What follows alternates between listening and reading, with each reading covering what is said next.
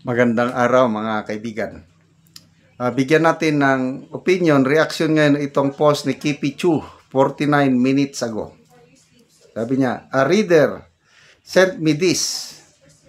The Judicial Bar Council has replied to her email reply on the survey they sent out regarding which ombudsman we wanted for the job.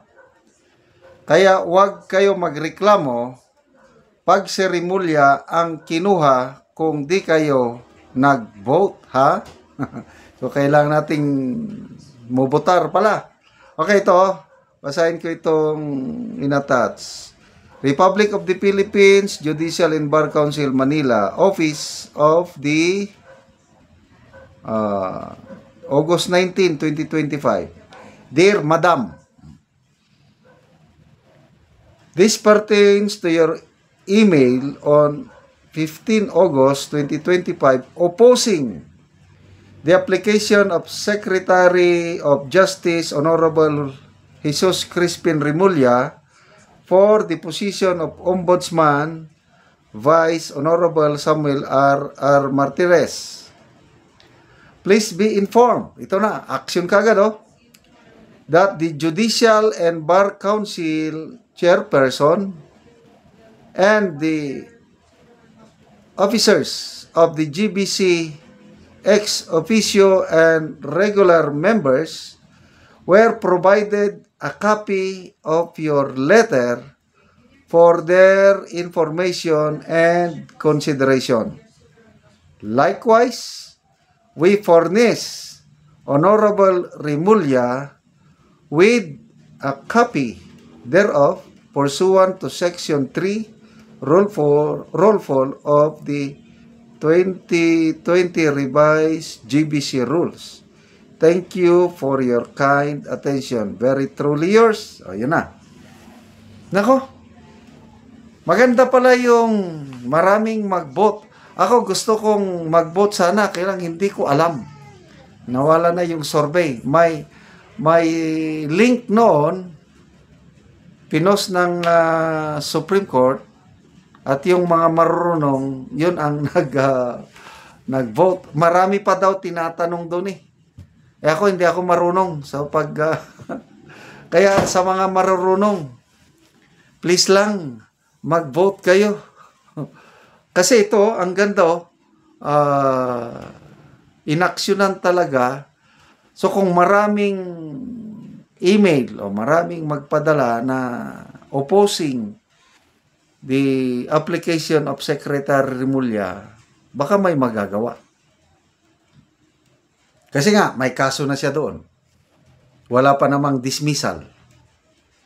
Kailan ba yung interview?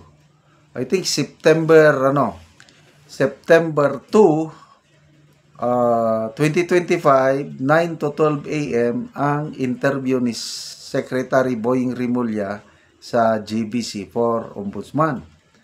Kaya ako, manunod ako doon. So, ngayon is August 20 pa man lang. So, may pagkakataon pa tayo yung mga marurunong na mag-send ng email opposing the application of Secretary Rimulya.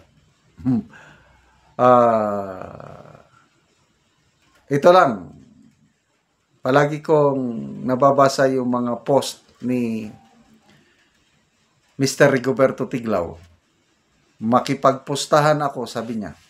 Ang next ombudsman or ombudswoman is not Rimulya, but it's Attorney Annalisa Lugan, ang anong tawag doon? Deputy Executive Secretary for Legal Affairs. Yun daw ang malamang na pipiliing ombudsman. Kasi yun daw ay malapit na malapit kay First Lady Lisa Marcos.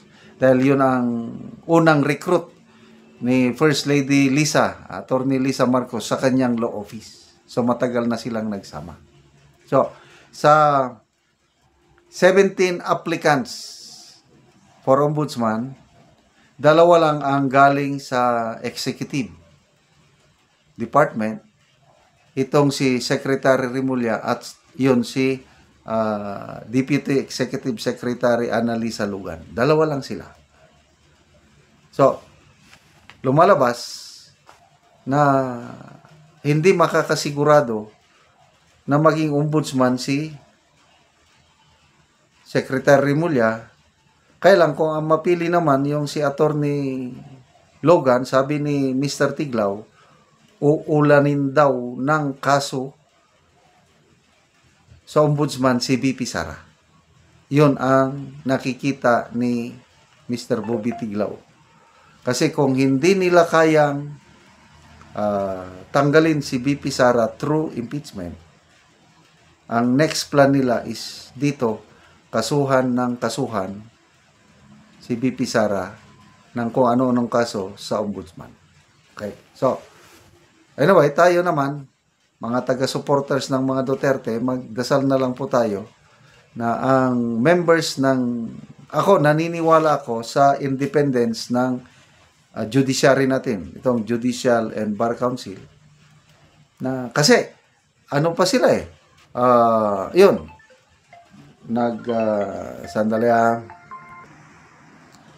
yan, naniniwala ako sa independence ng Judicial and Bar Council. Kaya ang aking dalangin, yung tatlong applicants na galing sa Supreme Court. Una si Justice Samuel Gerlan, active pa ngayon. Plus may dalawang retired na Supreme Court Justice. Mario Lopez ata yung isa. Ito yung nakikita ko na shortlist na pipiliin ng Judicial and Bar Council na isasubmit sa Pangulo. Sana walang ma-exert na effort outside influence sa GBC kasi nakikita ko yung transparency. Kasi humingi sila ng humingi sila ng feedback from netizens. Yun na, mag-respond doon sa survey. Plus, ginawa pa nilang transparent ang interview para maipakita na wala silang pinapaboran.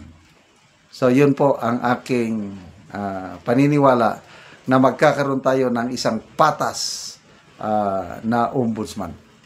Salamat mga kaibigan sa inyong pagsubaybay sa ating channel. Nakakatulong kayo ng malaki sa tribong Talandig ng Bukidnon. Dahil ang sweldo natin sa channel na ito, pantulong natin sa tribo. Ngayon, mimigay tayo ng mga libreng yero at pako para makapagpatayo ang tribo ng mas maayos na tirahan. Panoorin nyo ang video na ito.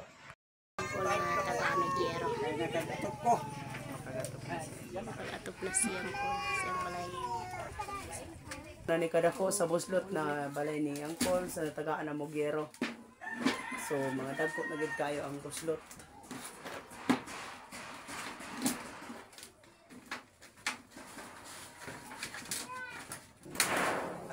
So karon pag gid mo mapuli ang Moguero. Oo, karon pag yun. Oh, so mag-atop na ka, Kol. Oo. Pasalamat ko kay natagang ko para atop. Oo, sige pa. So 30 na katuig ang balay ni Angkol sa inani ng Gitsura. So mag-atop na siya karon. Ada may sa Tina.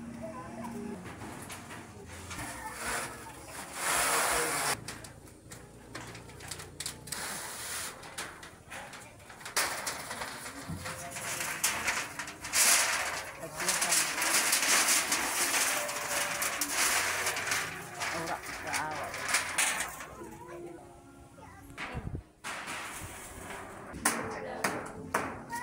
Samay.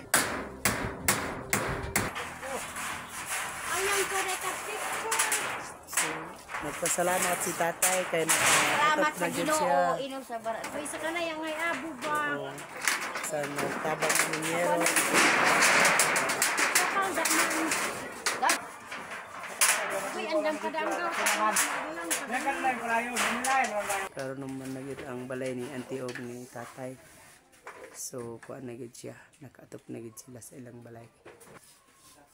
Salamat to Ginoo amin naggiya tinabangan kay para makag-atop kay ta nalarak dayon ihabalay. So nagbisaya si nanay sa yang talaandig nga salamat daw sa Ginoo sa tabang sa video. Salamat ante.